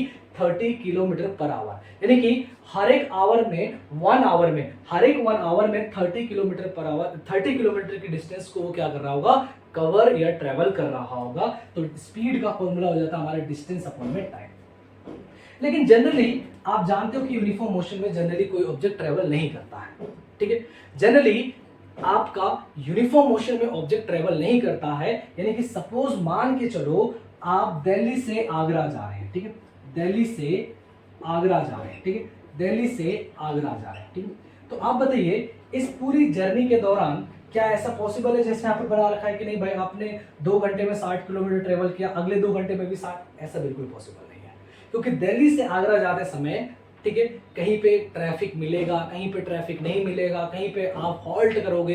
यानी कि पूरी जर्नी के दौरान हम ये नहीं कह सकते कि जो आपकी गाड़ी की स्पीड है वो सेम रहेगी, लेकिन कहीं पे आपने स्पीड बढ़ाया भी होगा। यानी कि कुछ जगहों पे छोटी डिस्टेंस को ट्रेवल करने के लिए आपने बहुत ज़्यादा भी समय लिया होगा, और कुछ जगहों पे बहुत बड़ी डिस्टेंस को भी आपने कम समय में ट्रेवल कर लिया होगा, मे बी वहाँ पे क्या हो, ज़्यादा ट्रैफिक ना हो। यानी कि हम दिल्ली से आगरा अगर जा रहे हैं तो वहाँ पे अगर ये कहना गलत होगा कि स्पीड टर्म्स यूज़ करना गलत होगा, इसलिए वहाँ पे हम टर्म्स क्या यूज़ करते हैं? Average speed. क्या यूज़ करते हैं? एवरेज स्पीड, ठीक है। क्योंकि आप जो जैसे इस केस में देखो 30 किलोमीटर पर आवर है, हाँ इसमें आप नॉर्मली अगर स्पीड बढ़ो तो सही है, क्योंकि इस पूरे जर्नी के दौरान ये यूनिफॉर्म मोशन है। ये कौन सा मोशन है? Uniform motion. तो यूनिफॉर्म मोशन में हम कह सकते हैं कि पूरी जर्नी के दौरान भाई यूनिफॉर्म मोशन तभी पॉसिबल है, यूनिफॉर्म मोशन तभी पॉसिबल है जब वो पूरे जर्नी के दौरान उसकी स्पीड क्या रहे? सेम है, 30 किलोमीटर पर आवर ही है। यानी कि वो अपनी स्पीड को ना बढ़ाएगा ना घटाएगा, ठीक है। तो ऐसे केस में तो हम बोल सकते हैं कि 30 किलोमीटर पर आवर उसकी स्पीड है। लेकिन अगर हम दिल्ली से आगरा जा रहे हैं सपोज, ठीक है, तो मान के चलो यहाँ पे हम ले लेते हैं कि 300 किलोमीटर हमने ट्रेवल किया, ठीक है। तो 300 किलोमीटर ट्रेवल किया और जो हमें समय लगा, ठीक है, जो हमें समय लगा मान के चलो आपको समय लग गया 6 आवर, ठीक, 6 आवर का समय लग गया, ठीक है। तो जैसे कि मैंने यहाँ पे 300 किलोमीटर टोटल डिस्टेंस ले रखा है और जो टाइम भी ले रखा है वो टोटल ले रखा है, लेकिन हम ये नहीं कह सकते कि हर एक आवर में, क्योंकि देखो स्पीड का मतलब है भाई पर यूनिट टाइम बताता है। यानी कि अगर हम यहाँ पे इसीलिए स्पीड टर्म का यूज ना करके क्या यूज करेंगे, एवरेज स्पीड, जिसका फॉर्मूला है टोटल डिस्टेंस। ठीक है, टोटल डिस्टेंस यानी कि इस जर्नी के दौरान जो भी टोटल डिस्टेंस ट्रेवल किया और आपने जो भी टोटल टाइम लिया उसको आप क्या कर दीजिए, डिवाइड कर दीजिए। तो क्या हो जाएगा, जैसे कि 300 हमारा टोटल डिस्टेंस हो गया और समय कितना लगा, 6 आवर, यानी कि 6 से डिवाइड करेंगे तो 50 किलोमीटर पर आवर। ठीक है, तो देखिए मैं ये समझाना चाहता था कि बेसिकली हमें स्पीड ये बताता है कि भाई वो 1 आवर में 50 किलोमीटर डिस्टेंस को ट्रेवल किया, 1 आवर में 50 किलोमीटर डिस्टेंस को ट्रेवल किया। पर मैं ये कह रहा हूं कि पर ये इसमें जरूरी नहीं है कि वो हर एक 1 आवर में 50 किलोमीटर जर्नी को ट्रेवल किए ही होगा। कहीं पे उसने ज्यादा डिस्टेंस ट्रेवल किया होगा, कहीं पे कम करा होगा, कहीं पे बिल्कुल ही नहीं किया होगा, कुछ समय के लिए रुका भी होगा। यानी कि हम ये नहीं कह सकते कि हर एक घंटे में उसने 50 किलोमीटर ही करा होगा। इसीलिए हम इसको स्पीड टर्म का यूज ना करके क्या बोलेंगे, एवरेज स्पीड कहेंगे। ठीक है, एवरेज स्पीड का मतलब कि अगर आप मान के चलिए इक्वली इंटरवल डिवाइड कर दें तो हर एक आवर में आपने कितना डिस्टेंस ट्रेवल किया, 50 किलोमीटर डिस्टेंस ट्रेवल किया है। ठीक है, तो इसमें आप कह सकते हो कि ये पूरा नॉर्मल स्पीड है, क्योंकि ये स्ट्रेट पाथ में और यूनिफॉर्म मोशन में, और जहां पे नॉन यूनिफॉर्म मोशन होता है वहां पे हम क्या टर्म यूज करते हैं, एवरेज स्पीड का यूज करते हैं। ठीक है, और इसके यूनिट की बात करें तो स्पीड का जो यूनिट होता है बच्चों, ठीक है, यूनिट की बात करें तो स्पीड का यूनिट क्या होता है, स्टैंडर्ड यूनिट। वैसे तो यूनिट क्या हो जाएगा, किलोमीटर पर आवर भी होता है, मगर स्टैंडर्ड यूनिट की बात करें यानी कि स्टैंडर्ड, ठीक है, यूनिट की अगर हम बात करें तो वो क्या है, मीटर पर सेकेंड। ठीक है, स्टैंडर्ड यूनिट क्या है स्पीड का, मीटर पर सेकेंड, यानी कि आपको डिस्टेंस को लेना है मीटर में और टाइम को किस में लेना है, सेकेंड। तो स्पीड का स्टैंडर्ड यूनिट होता है मीटर पर सेकेंड, और स्पीड क्या है आपका, स्पीड आपका स्केलर क्वांटिटी है। ठीक है, स्पीड आपका क्या है, स्केलर क्वांटिटी है।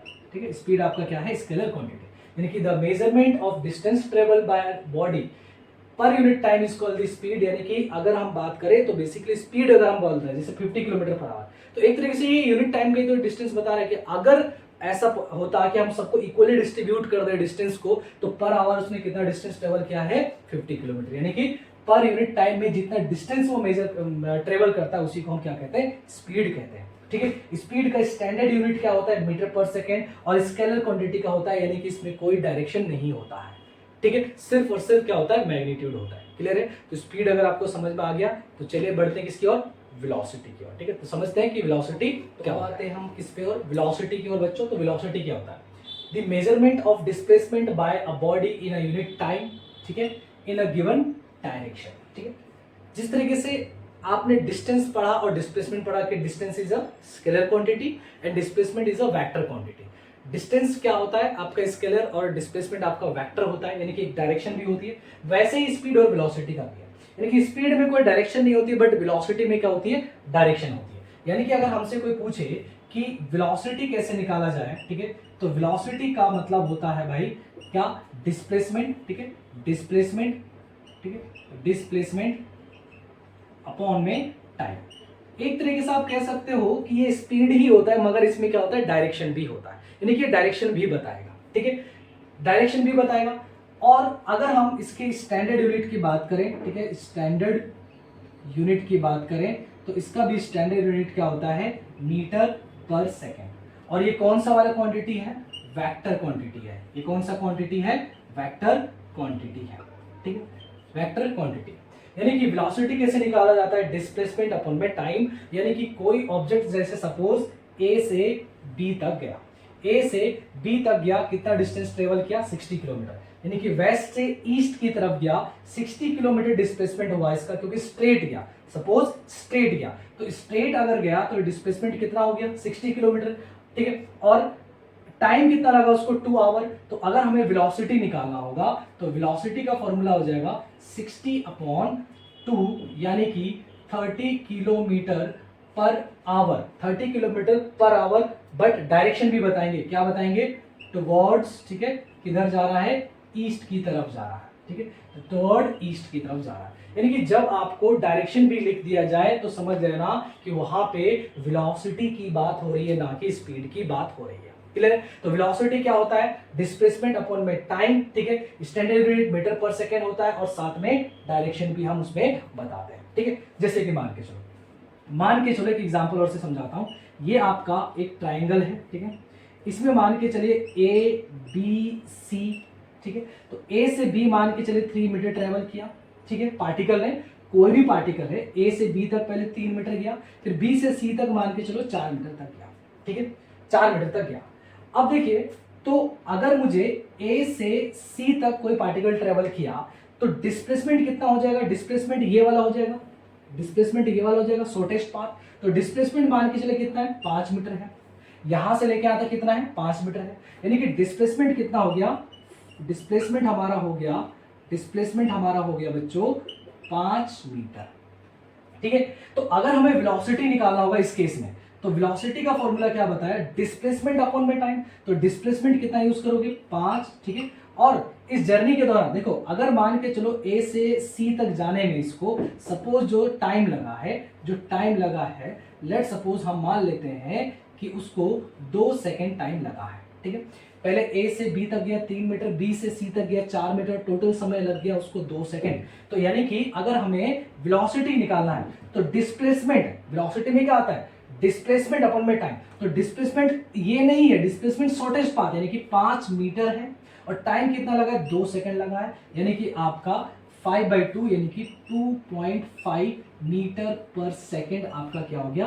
वेलोसिटी हो गया, ठीक है। आपका क्या हो गया? वेलोसिटी। अगर इसी केस में मुझे स्पीड निकालना होता, ठीक है, तो स्पीड में मैं 5 यूज नहीं करता। इन्हीं की स्पीड का फॉर्मूला क्या होता है? डिस्टेंस अपॉन में टाइम। तो अगर इसी केस में डिस्टेंस देखा जाए तो 3 + 4 यानी कि total length of path covered by N object, यानी कि 3 + 4 यानी कि 7, यानी कि डिस्टेंस हो गया 7, टाइम लगा 2 यानी कि 3.5 मीटर पर सेकेंड। तो देखो आपका एक ही सेम जर्नी में वेलोसिटी आ रहा है 2.5 मीटर पर सेकेंड और स्पीड कितना आ रहा है? 3.5 मीटर पर सेकेंड, यानी कि दोनों में फर्क है, ठीक है। तो आपको वेलोसिटी क्या होता है समझ में आ गया, स्पीड क्या होता है समझ में आ गया। अब जरा समझते हैं कि एवरेज वेलोसिटी कैसे निकाला जाता है। देखिए, अगर कोई भी जर्नी है, ठीक है, तो उस जर्नी के दौरान उसकी इनिशियल वेलोसिटी कुछ ना कुछ होगी, ठीक है। इनिशियल वेलोसिटी कुछ ना कुछ होगी। जैसे कि देखिए, एवरेज डिस्टेंस का एवरेज स्पीड कैसे बताया? एवरेज स्पीड का सिंपल सा फॉर्मूला टोटल डिस्टेंस अपॉन में टोटल टाइम। जैसे कि यहाँ पे भी आप कह सकते हो कि एक तरीके से ये स्पीड नहीं है, ये क्या है? एवरेज स्पीड है, ठीक है। एवरेज स्पीड है, क्यों? क्योंकि भाई पहले वो 3 मीटर गया, पता नहीं कितना समय लगाया उसने, फिर 4 मीटर लगा, पता नहीं कितना समय लगा, लेकिन टोटल डिस्टेंस हो गया हमारा 7 और टोटल समय हो गया 2 सेकेंड। तो टोटल समय 7 और टोटल टाइम जो हो गया वो हमारा 2 सेकेंड हो गया। तो हमारा एवरेज स्पीड निकल के कितना आ गया?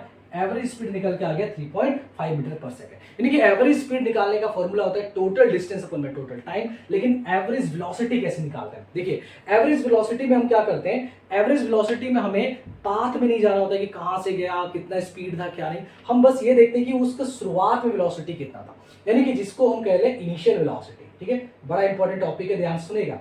इनिशियल वेलोसिटी, तो इनिशियल वेलोसिटी को बच्चों अब याद कर लीजिएगा, यू से डिनोट किया जाता है, ठीक है। सिंबल है कि इनिशियल वेलोसिटी को किससे डिनोट किया जाता है? यू से। और मान के चलो बी पॉइंट तक गया, यानी कि फाइनल पॉइंट, ठीक है, या फाइनल वेलोसिटी कह लो, फाइनल वेलोसिटी, ठीक है।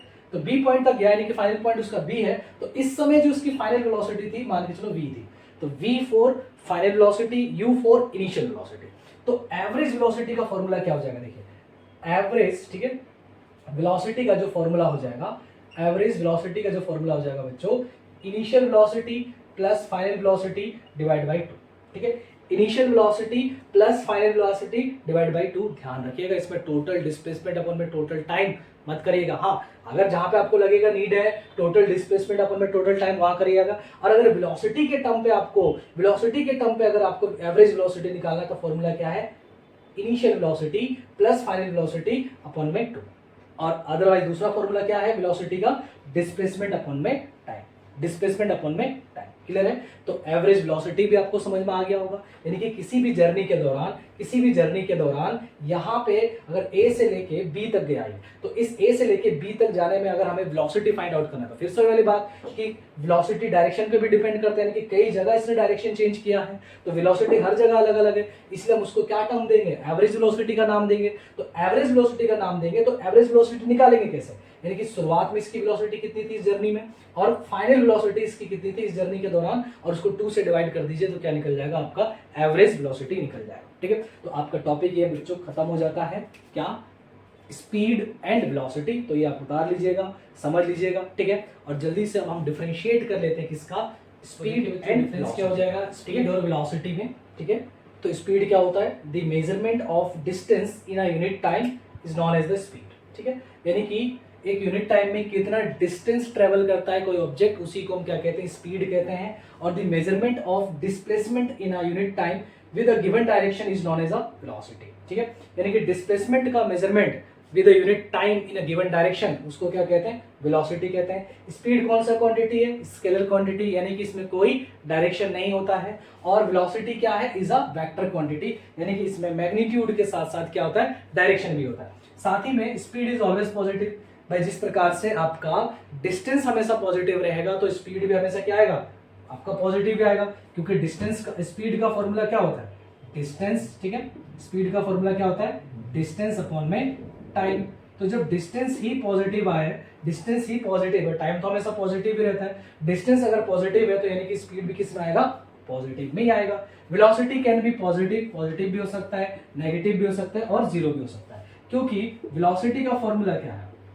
ठीक है, तो वेलोसिटी निकालने का फॉर्मूला हम लोग के पास डिस्प्लेसमेंट, ठीक है, डिस्प्लेसमेंट, ठीक है, अपॉन में टाइम। ठीक है, तो अगर डिस्प्लेसमेंट पॉजिटिव भी हो सकता है, नेगेटिव भी हो सकता है और जीरो भी हो सकता है। जब डिस्प्लेसमेंट ही नेगेटिव हो सकता है तो वेलोसिटी भी नेगेटिव है, जब डिस्प्लेसमेंट जीरो होगा तो उस केस में वेलोसिटी भी कितनी हो जाएगी, जीरो। यानी कि जिस केस में डिस्प्लेसमेंट जीरो होगा बच्चों ध्यान रहे, वहां पे वेलोसिटी भी आप क्या लिख सकते हो, जीरो लिख सकते हो। यानी कि velocity can be positive, negative और जीरो। तो ये वेलोसिटी और स्पीड का डिफरेंशिएट करके मैंने आपको दिखा दिया, ये भी आपको समझ में आ गया होगा। तो चलिए अब हम कुछ एवरेज डिस्टेंस, एवरेज वेलोसिटी से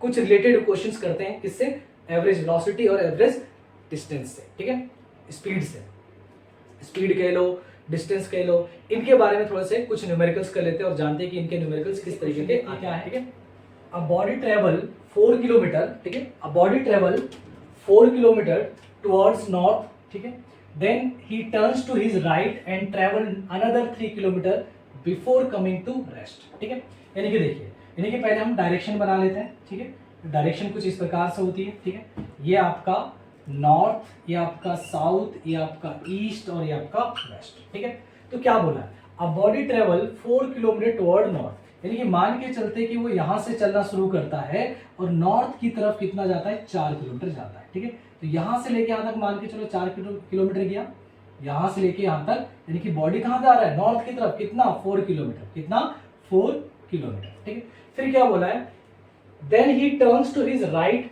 एंड ट्रेवल अनदर 3 किलोमीटर, फिर वो राइट की तरफ, तो देखो बॉडी का राइट क्या हो जाएगा, ये हो जाएगा। ठीक है, तो बॉडी फिर राइट की तरफ, ठीक है, यानी कि इधर। ठीक है, बॉडी फिर राइट की तरफ कितना किलोमीटर ट्रेवल करता है, 3 किलोमीटर ट्रेवल करता है। ठीक है, तो पहले वो 4 किलोमीटर नॉर्थ की तरफ गया, फिर टर्न हो गया किधर, राइट की तरफ, कितना, 3 किलोमीटर, और यहाँ पे फाइनली वो कहाँ पे आ गया, रेस्ट। तो मान के चलो ओ से चलना शुरू किया, फिर ए पे आया और रेस्ट कहाँ पे हो गया, बी पे, यानी कि बी पे जाके वो रुक गया। तो ध्यान से देखना, पहले वो यहाँ से लेके यहाँ तक नॉर्थ की तरफ चला, फिर ये राइट की तरफ कितना आ गया, 3 किलोमीटर आ गया। ठीक है, आपसे बोला है calculate total distance and the displacement. ठीक है, तो बहुत सिंपल, जल्दी से, टोटल डिस्टेंस यानी कि total path travel by N object, यानी कि ऑब्जेक्ट के द्वारा जो टोटल पाथ जो ट्रेवल करा गया है, टोटल जो पाथ ट्रेवल किया गया है, टोटल जो डिस्टेंस कवर किया गया है कितना है, यानी कि डिस्टेंस कितना हो जाएगा हमारा बच्चों, डिस्टेंस तो सिंपल सी बात है 4 + 3 यानी कि 7 मीटर या किलोमीटर, 7 किलोमीटर हो जाएगा। ठीक है, क्या हो जाएगा, 7 किलोमीटर आपका डिस्टेंस हो जाएगा। अगर हम बात करें डिस्प्लेसमेंट की, ठीक है, तो देखिए डिस्प्लेसमेंट क्या होता है, shortest path between the initial point and the final point. ये पॉइंट इसका क्या है, इनिशियल पॉइंट है, ठीक है, यहां से उसने चलना शुरू किया था। ये पॉइंट इसका क्या है, फाइनल पॉइंट है, ठीक है, ये पॉइंट उसका क्या है, फाइनल पॉइंट। तो इसके बीच का शॉर्टेस्ट पाथ क्या बनेगा, ये बनेगा, ठीक है, ये बनेगा। और ये देखिए ये 90 डिग्री का ट्राइंगल बन गया। तो हम इसमें क्या लगा सकते हैं, पाइथागोरस। अगर हम पाइथागोरस लगाएं, क्योंकि हमें ओबी फाइंड आउट करना है, ठीक है, हमें क्या फाइंड आउट करना है, ओबी, क्योंकि ओबी ही क्या है, शॉर्टेस्ट पाथ है, ओबी ही क्या है, शॉर्टेस्ट पाथ। तो अगर इस ट्राइंगल में पाइथागोरस लगाया जाए, पाइथागोरस क्या बोलता है कि हाइपोटेनस का स्क्वायर किसके बराबर होता है, परपेंडिकुलर का स्क्वायर प्लस बेस का स्क्वायर। ये तो सभी को पता ही है, हाइपोटेनस का square is equal to perpendicular plus का बेस का स्क्वायर। तो इसमें देखिए, इसमें हाइपोटेनस क्या होता है, 90 डिग्री के सामने वाला साइड, यानी कि ओबी स्क्वायर आपका हाइपोटेनस हो गया। परपेंडिकुलर क्या हो गया, आपका ए हो गया, यानी कि ए बी का स्क्वायर कह सकते हैं। और बेस क्या हो गया आपका ए ओ, ठीक है, ए ओ का स्क्वायर। देखिए परपेंडिकुलर और बेस किसी को भी ले लीजिए, उस पर कोई चेंज नहीं आएगा। हाँ, लेकिन हाइपोटेनस ध्यान रखना, हमेशा किसके आगे लिया जाता है, 90 डिग्री के सामने वाले साइड को हाइपोटेनस लिया जाता है।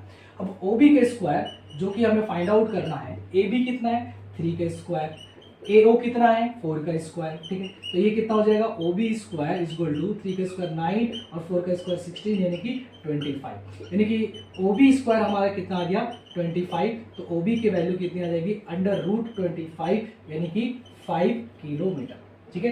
कितना आ जाएगा, 5 किलोमीटर आ जाएगा, ठीक है। यानी कि इसका डिस्प्लेसमेंट कितना हो गया, डिस्प्लेसमेंट, ठीक है। तो डिस्प्लेसमेंट जो कि शॉर्टेस्ट पाथ को कहा जाता है, जो कि ओबी था, जिसको मैंने पाइथागोरस थ्योरम लगा के निकाल दिया, कितना आ गया, 5 किलोमीटर, 5 किलोमीटर, ठीक है, 5 किलोमीटर। अच्छा, डायरेक्शन अगर आप बताना चाहो तो ये किधर जा रहा है, नॉर्थ ईस्ट की तरफ, तो इसकी डायरेक्शन क्या हो जाएगी, नॉर्थ ईस्ट की तरफ हो जाएगी, ठीक है। डायरेक्शन अगर बताना चाहो तो किधर की तरफ हो जाएगी, नॉर्थ ईस्ट की तरफ इसकी डायरेक्शन हो जाएगी, ठीक है। तो ये इसका क्या है, डिस्प्लेसमेंट हो गया, ठीक है। तो हमने डिस्टेंस और डिस्प्लेसमेंट देख लिया। तो चलिए जल्दी से नेक्स्ट क्वेश्चन देखते हैं, और नेक्स्ट क्वेश्चन में क्या है देखते हैं जरा, और उसको सॉल्व करते हैं।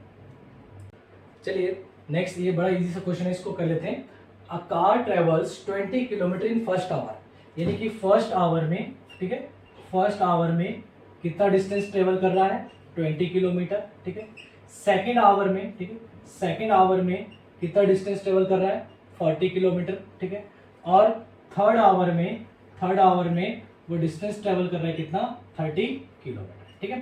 तो स्पीड हमसे एवरेज स्पीड पूछा है, तो एवरेज स्पीड का जो फॉर्मूला हम लोग का वो क्या होता है, एवरेज स्पीड का टोटल डिस्टेंस, ठीक है, टोटल डिस्टेंस अपॉन में टोटल टाइम, अपॉन में टोटल टाइम, ठीक है। तो टोटल डिस्टेंस कितना हो गया, देखिए टोटल डिस्टेंस हो गया 20 किलोमीटर, ठीक है, प्लस 40 किलोमीटर और प्लस में 30 किलोमीटर, ठीक है। Total time first hour, second hour और थर्ड आवर का मतलब क्या हुआ, 1 hour plus 1 hour plus 1 hour, यानी कि 20 प्लस 40 60, 60 प्लस 30 हो गया 70, ठीक है, क्लियर है। यानी कि 40 50 60 सॉरी कैसे गिना, 90 किलोमीटर आ जाएगा, ठीक है, 90 किलोमीटर आ जाएगा, ठीक है, क्लियर है। और टोटल आवर हो गया 2 3 टाइम, सॉरी 1 प्लस 1 प्लस 1 3, यानी कि 3 3 9, यानी कि 30 किलोमीटर पर आवर, ये आपका एवरेज स्पीड निकल रहा है, ठीक है। तो सिंपल सा सवाल था, इसको कर लिए। अब देखते हैं नेक्स्ट सवाल हमारा। पहला सवाल हमारा ये है, during the first half of a journey by a body it travels with speed of 40 kilometre per hour and in the next half of it travel with a speed of 20 km per hour, calculate the average speed of the journey।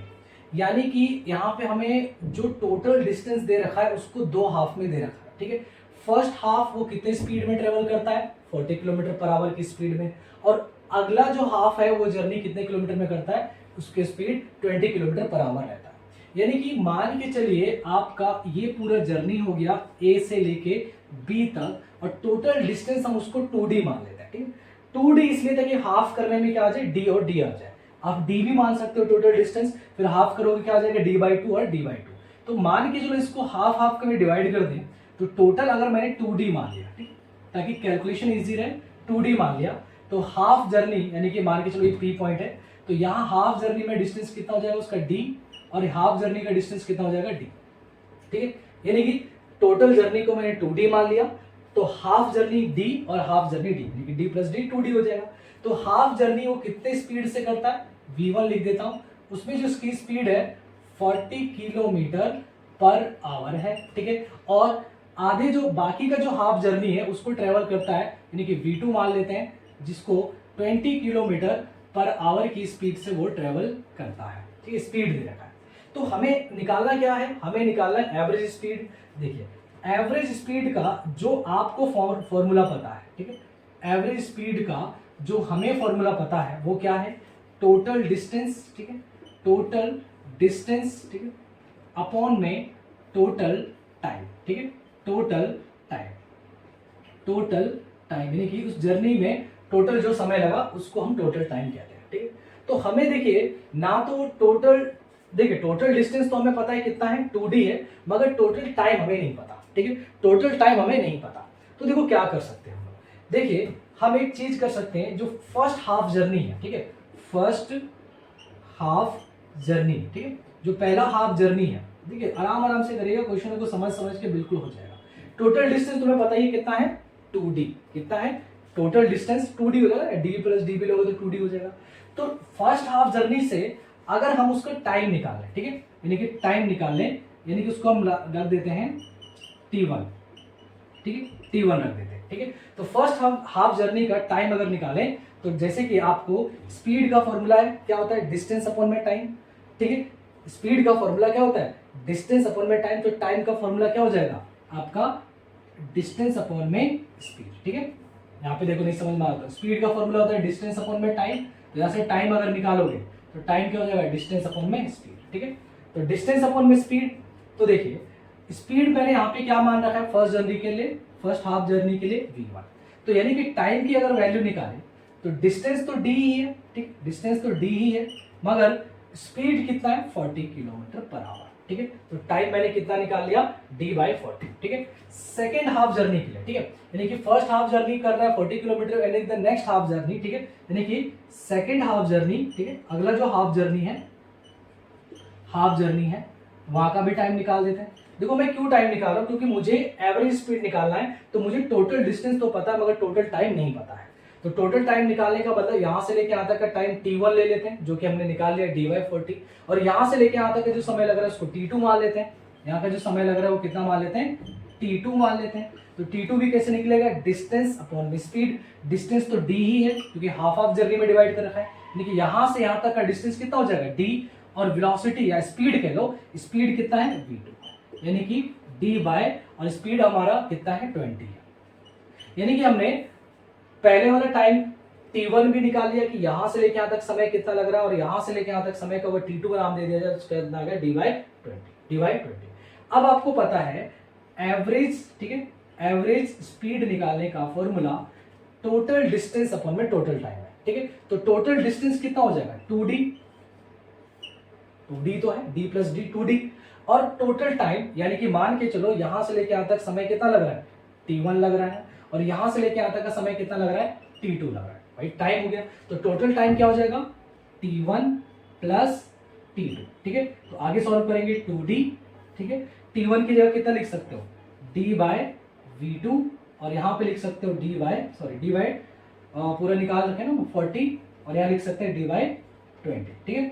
तो देखिए d common निकल के d से d cancel हो जाएगा, ठीक है, d common निकल के d से d कैंसिल हो जाएगा, तो आपको कितना बन जाएगा, देखिए d से d कैंसिल हो जाएगा तो यहाँ पे बचेगा 2, ठीक है, यहाँ पे बचेगा 1/40, और यहाँ पे बचेगा 1/20, ठीक है। मैं इधर सॉल्व कर देता हूँ, इधर स्पेस नहीं है, तो देखिए हम हमारे पास बचा 2 1/40 प्लस 1/20, तो अगर हम 1/40 और 1/20 को देखें, ठीक है, इनका अगर एलसीएम लेंगे तो एलसीएम हमारा कितना आ जाएगा 40, और 20 का एलसीएम कितना आ जाएगा 40 आ जाएगा, ठीक है, कितना आ जाएगा 40। तो ऊपर हमारा कितना है, ऊपर हमारा 2 है, ध्यान से देखिएगा, ऊपर हमारा यहाँ पे 2 है, और इसका इन दोनों का एलसीएम कितना आ गया 40 आ गया, ठीक है। डी से डी मैंने कैंसिल कर दिया, यहाँ से डी जब कॉमन निकलेगा तो डी से डी कैंसिल हो जाएगा, 40 एलसीएम आ गया, और यहाँ पे देखिए 40 एलसीएम आ गया, तो यहाँ पे तो रहेगा 1, मगर यहाँ पे कितना आ जाएगा 2, इनको बस इन दोनों को एलसीएम ले लीजिएगा, ठीक है। तो यहाँ पे कितना आ जाएगा 2, तो अब देखिए ये कितना हो जाएगा 2 डिवाइडेड बाय 3/40, फिर 40 ऊपर चला जाएगा, यानी कि 2 × 40 अपॉन में 3, ठीक है। तो कितना आ जाएगा 4 2 8, यानी कि 80 अपॉन में 3 किलोमीटर पर आवर, ये आपका क्या निकल गया एवरेज स्पीड, यानी कि 80/3 किलोमीटर पर आवर आपका क्या निकल गया, ये आपका एवरेज स्पीड। ठीक है, देखिए कैसे निकाला मैंने, फिर से जल्दी से रिपीट कर देता हूं। एवरेज स्पीड का फॉर्मूला कितना था, टोटल डिस्टेंस अपॉन में टोटल टाइम। ठीक है, तो टोटल डिस्टेंस तो हमने मान लिया कि भाई 2d है, चलिए, लेकिन टोटल टाइम हमें नहीं पता था। तो मान के चलिए फर्स्ट हाफ जर्नी के लिए टाइम कितना है t1 और सेकंड हाफ जर्नी के लिए जो टाइम है वो कितना है t2 है। ठीक है, सेकंड हाफ जर्नी के लिए टाइम कितना है t2 है। ठीक है, तो अगर हम t1 और t2 की वैल्यू निकाले तो कैसे निकलेगा, डिस्टेंस अपॉन में स्पीड। तो डिस्टेंस हमें पता ही d और स्पीड कितना है 40। फिर सेकंड टाइम यानी कि t2 निकाले तो डिस्टेंस अपॉन में स्पीड यानी कि dy/20। वैल्यूज को पुट कर दीजिएगा एवरेज स्पीड का फॉर्मूला में, टोटल डिस्टेंस में आ जाएगा 2d, टोटल टाइम में t1 plus t2। Values put करिएगा, d को कॉमन निकाल के d से d कैंसिल हो जाएगा, एलसीएम लीजिएगा, सॉल्व करिएगा, आपको कितना आ जाएगा 80/3 किलोमीटर पर आवर, यानी कि ये आपका एवरेज स्पीड निकल जाएगा। तो यहाँ पे एक चीज और देखिए, तो ठीक है, तो इस तरीके से हमने क्या निकाल दिया, इसका एवरेज स्पीड निकाल दिया। ठीक है, तो बच्चों आपको अगर ये एवरेज स्पीड निकालने के लिए अगर ये आ गया, सवाल भी मैंने करा दिया, और भी आपके बुक में न्यूमेरिकल्स हैं, वो खुद से ट्राई करिएगा, कुछ और भी क्वेश्चंस मैं कराऊंगा। ठीक है, तो ये हमारा पार्ट 1 के वीडियोस थे। इस वीडियो में बेसिकली हमने क्या क्या कवर किया, हमने समझा सबसे पहले मोशन क्या होता है, ठीक है, uniform motion, non uniform motions, speed क्या होता है, वेलोसिटी क्या होता है, डिस्टेंस क्या होता है और डिस्प्लेसमेंट क्या होता है। ठीक है, तो नेक्स्ट क्वेश्चंस में फिर हम देखते हैं कि इसके कुछ न्यूमेरिकल्स करेंगे, या फिर हम और क्या टॉपिक बचा है आपका, एक्सेलेरेशन बचा है, वो हमारी नेक्स्ट वीडियोस में आपके डल जाएंगे। तब तक के लिए इतने टॉपिक्स से जितने भी आपके क्वेश्चंस बनते हैं प्लीज उनको घर पर ट्राई करिएगा, खुद से क्वेश्चनों को करने की कोशिश करिएगा। ठीक है, तब तक के लिए tata, bye bye, good bye. ठीक है।